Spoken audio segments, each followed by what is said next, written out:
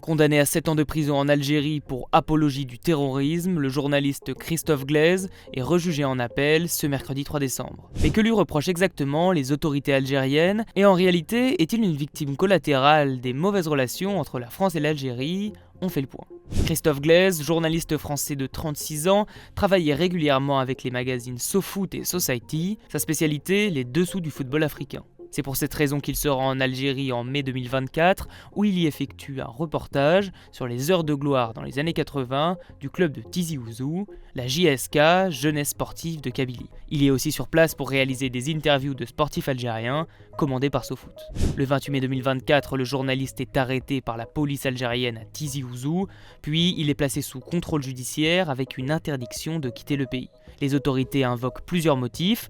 Le premier, il n'a qu'un visa de tourisme en sa possession, mais aussi et surtout pour apologie du terrorisme et possession de publications dans un but de propagande nuisant à l'intérêt national. Des accusations très lourdes qui font suite en réalité au fait que le journaliste a été en contact en 2015 et en 2017 avec un homme dans le viseur du gouvernement. Cet homme, c'est le responsable du club de foot de Tizi Ouzou, Ferhat Meheni.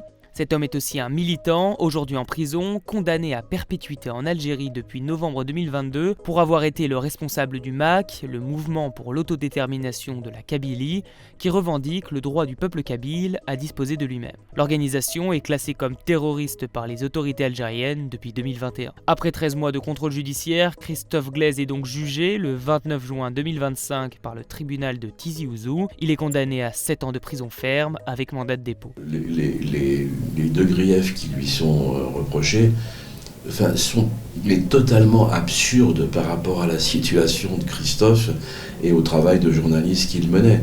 Une condamnation jugée démesurée qui a engendré une vague de soutien massive dans le monde du football et des médias français. Interrogé par Mediapart le lendemain de la condamnation de Christophe Glaise, le patron des magazines SoFoot et Society se dit convaincu que cette condamnation est un dégât collatéral de la dégradation des relations entre l'Algérie et la France. En effet, sa condamnation le 29 juin dernier est intervenue au pic des tensions entre les deux États. 2 jours plus tard, c'était l'auteur franco-algérien de 80 ans, Boualem Sansal, qui était condamné en appel à 5 ans de prison. Le tout en plein débat en France sur la sortie de l'accord franco-algérien de 1968 sur l'immigration. Boualem Sansal a lui été libéré le 12 novembre dernier, mais faut-il y voir un motif d'espoir ? Oui, c'est une libération qui, évidemment, nous a donné de l'espoir. Il est très motivé, il est vraiment tendu vers l'audience du 3 décembre, l'audience d'appel.